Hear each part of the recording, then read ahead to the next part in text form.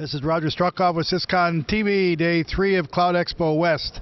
And we're sitting here with Manish Dixit with DICE. He spoke during our opening day about opportunities. Well, let's look at the human potential and human capital in everything that's going on with cloud computing and everything that it entails. Manish, thank you very much for joining us. Tell us a little bit about DICE and what it does, and then we can get into some detail. Yeah, hi. Thanks for the opportunity. Yeah. DICE has been around for last 20 years. We have been helping tech professionals find jobs and new career opportunities. So what we have done in last few years, we have invested a lot in the product, and what we have done is we have our data scientists come up with a lot of interesting things we can do and help out with tech professionals, not with just their next job, with their overall career, how much money they should be making, what skills they should be learning, what should be their next step in their career, and those are the things we are doing for tech professionals. And so with all this experience, you've been able to evolve. I saw this demo the other day, and so it's not just a listing of jobs or keyword search, old-fashioned, like you have these circles and you point down and branches, and so it's visual, but also it gives people a chance to look at jobs maybe they didn't think of. Yes, they get to know about the jobs they didn't think of, as well as the skills they should be learning. So let's say if you know Java, we will recommend you that you should be learning Hadoop, because our data says that a lot of people who have learned Java have learned Hadoop and start making a lot more money, or took a next step in their career. So we do a lot of analysis on data and help out with the next step. Yeah, and that was the other thing, sort of this new flexibility on the range of how much money you might make. You might dial something in or you put something in, I want to make this much a year doing this job, and then it sort of goes down to other opportunities that may be worth more. Yes. So if you look at a technology professional, the most important asset they have is their skills. So the new skills they learn all the time, and it's all about demand and supply. So like think about cloud computing. It became popular in last 5 years. So if someone knows skills which will help you to be part of the cloud computing environment, you're going to make a lot more money, and that sort of information we try to provide to tech professionals. And something else that I didn't see explicitly but was implied, that the level of experience is all across the range. So I'm thinking, I'm not the youngest person in the world, but my skills, if I go in there's a need for people at all levels of skill and experience. Yeah. So yes, all level of skills. Someone who's just fresh out of college, they have a lot to offer, as well as someone who has been in the industry for a long time.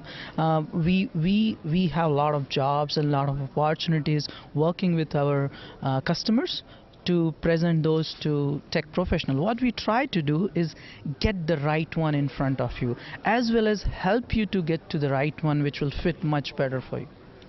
And one thing that I've actually forgotten if I saw it or not was regional. We're in Silicon Valley right here. A lot of times we have events in New York, but this is not just those areas. No, it's not just those areas, all across US, and you'll be surprised some of the small metros are seeing a lot more technology companies growth, because especially if you want to do something in cloud, you don't have to be right next in the data center, because data center is cloud. So you can be sitting somewhere in a remote area and still you log in, get onto your computer, you are on any of the cloud vendor, start deploying, and you're up there in the market. So it doesn't, now what cloud has done is kind of took down the barrier of that you have to be in Silicon Valley or you have to be in New York to get your career moving.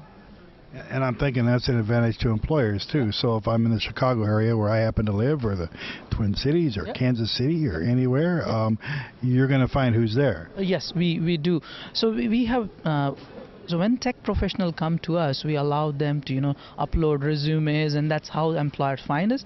But we have another product we call Open Web, where we go and gather the data from public sources and present you people who may not even be on DICE, but they might have the skills you as an employer looking for.